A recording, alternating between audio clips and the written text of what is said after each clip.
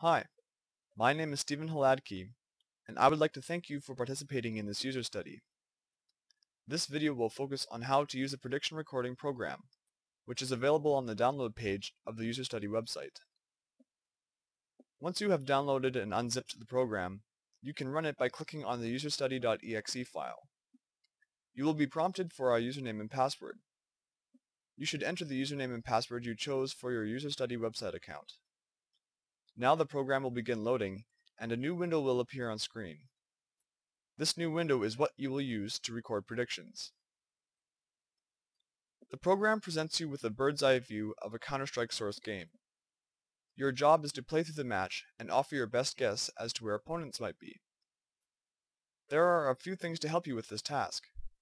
First, you can view information about the game at the top of the window, such as map name, time elapsed, and active players on each team. Second, you are shown the locations of your teammates. These players are represented by green arrows on the map. Third, you are shown the observations of your teammates, namely the areas of the map they can see. These areas are highlighted by teal squares. You can toggle the observations on and off by clicking the Observations button at the bottom of the screen. At certain points during the game, you are required to provide your guesses for the locations of opponents. You do this by left-clicking your mouse, which marks the map with a red dot. If you wish to erase a dot, simply right-click on the dot, or click the Clear Marks button, which will clear all the predictions at this point in the game. Sometimes opponents will be marked for you on the map. For example, if an opponent happens to move into the teal color during the course of the game, they will appear on the map as a red arrow. These opponents are automatically marked. You cannot remove their mark and place it somewhere else. A black arrow indicates that an opponent has been removed from the game on the previous frame. Do not mark these arrows with dots since the opponent is no longer there.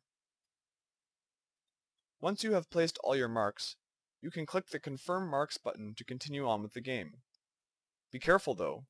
Once you have clicked the button, you cannot edit your predictions later. After clicking the button, the next few frames of the game will automatically advance every second until you are required to annotate again. At any time, you can use the left and right arrow keys to navigate through previous parts of the game. To resume the automatic advancing of frames, click the Auto Advance button. When you reach the last frame of a game, you must click the Submit Game button. This final click will upload your predictions to the user study website, and a new game will be downloaded. Note that no information at all for the current game is submitted until you click this button.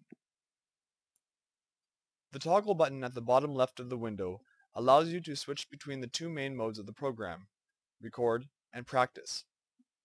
Record mode is the main mode of the program. Any predictions you make in this mode will be used as research data.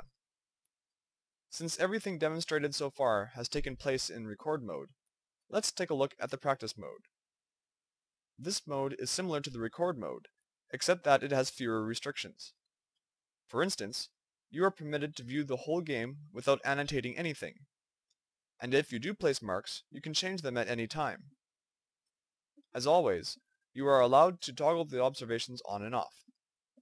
However, in this mode you can toggle the locations of the opponents on and off too. Unfortunately, you are not allowed to submit games while in practice mode for obvious reasons.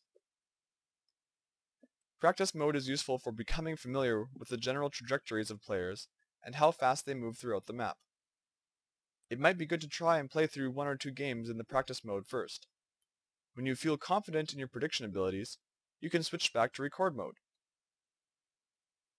If you click the New Game button, the current game and predictions will be discarded, and a new game will be downloaded. When you feel you have annotated enough games for one sitting, simply close the program.